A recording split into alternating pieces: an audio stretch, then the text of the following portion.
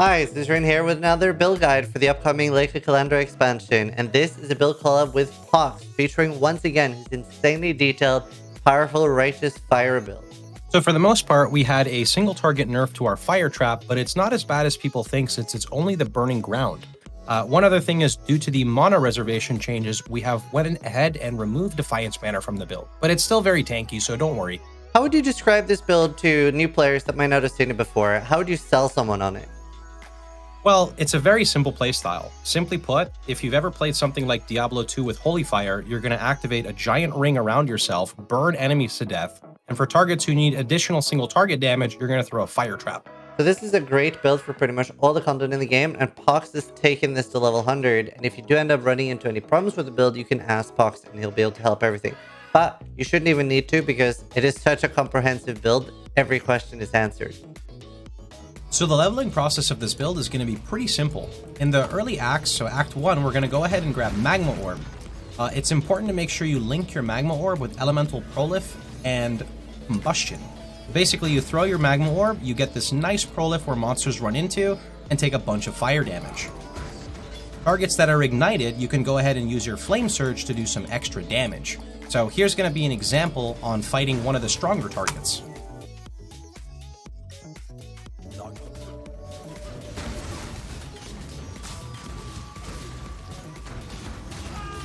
Don't forget that we're using recipes to craft our weapons, so it's very, very easy to upgrade them. So at level 28, you're going to get to replace Rolling Magma with Armageddon Brand. Armageddon Brand should feel much, much better to clear with. Essentially, you're going to right-click, put a brand on a target's face, and then a meteor is going to punch him and create a gigantic Prolif. Don't forget to also use your Flame Surge on targets who are ignited. For players who are struggling with MP at this point, don't forget we're also using Life Tap. So here's going to be an example of a character doing tier 16 content. Now this character I'm playing on is in SSF. It is a very high level character, but to simulate the nerfs, we're going to remove an entire support gem from our fire trap. Also not going to use Bottled Faith, because don't worry about that one. Now it's important to remember that when you're clearing with your Righteous Fire, you want to make sure that you throw a fire trap at the targets who are very tanky. However, when you're mapping, not all targets are actually that tanky, so don't forget you can use your Frostblink to apply Consecrated Ground to them. So when it comes to bossing, you want to just chuck your fire traps. Instead of trying to stay close to the bosses for your punk ground, you can take an occasional hit every so often as well. So we do have a video for those that are unfamiliar with Path of Building. Make sure you check that up there. If you already are familiar with Path of Building, we're doing the normal thing here with step-by-step leveling trees. So very, very easy to follow all the way from level 1 and loads of different endgame trees depending on what items you have access to. And you can check here in the skills, these are also grouped in skill sets and you can match these with the leveling tree. Here in the item sets, it's the same thing, level 70 to 90. So if the tree, the skills, and the items are all the same, then yeah, that's approximately what you should have. Pohx doesn't really put notes in the PoB. Instead, he basically has a Righteous Fire wiki, so you know you're in the right place. So if you're struggling with anything, let's say you're struggling with damage, you can click on damage and all the damage related questions will come up. How do you cover an Ash? Why am I low on damage? Do I need X? Do I need Y? So any problem you can have, you literally have a Wikipedia to make you a master of a Righteous Fire, just like Pohx. So now we're going to do the frequently asked questions at the end of a build just to make sure we've ticked all the boxes. Pohx, what are mana issues like on this build? So mana issues you don't have to worry too much about as long as you're following the proper aura setup. You usually have between 4 to 8% mana left, which is enough to cast everything, but anything we're not casting on that is life tapped, so you don't have to worry. What about financial hurdles for this build? Is there something that's going to cost players a large amount of Divine Orbs?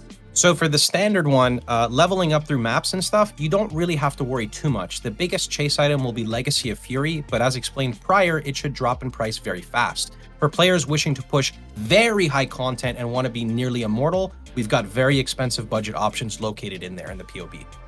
What about defensive options? What are the layers for this build? You've got about 25% of your max life per second, so usually around 1.5k regen, maybe a little higher. We're looking at potential block cap when we have an Aegis. Prior Aegis, we still have around 78 to 80 max res, a little bit of conversion, 40,000 armor, near ailment immune, so we're pretty good. What about drawbacks for this build? Are there any downsides? I would say some potential drawbacks are it can be a little bit unique trying to get used to the playstyle of it. Oftentimes, it can be very scary jumping into a pack of monsters and maps, but have no fear. Infernal Cry is here. It will save you there. Some other things would be boss fights. Boss fights may be a little bit slower, but that really shouldn't be the part that puts you off. It's more so standing very close to your target and understanding how to dodge them till you can tank them. And one note for this build, Maven can be particularly tricky, especially as a novice Righteous Fire player. Having a anti-burn flask to turn off your Righteous Fire before it kills you can be tricky.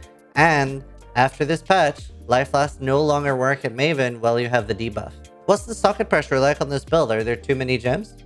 Socket pressure can be a little tight. We're usually maxed or have 1 to 2 flexible gems, but those flexible gems are not usually required, so you get a little bit of freedom. Thank you so much, Pohx, for joining me here today. Guys, make sure you check him out. An amazing, amazing creator. And we've been doing this collab for a while now, and we've only gotten positive comments on the Righteous Fire build. So huge thank you. Make sure you check him out on YouTube and Twitch. And if you guys like the videos and the collabs, let me know in the comments down below. Sub if you like the video. But more importantly, try to die less than we do.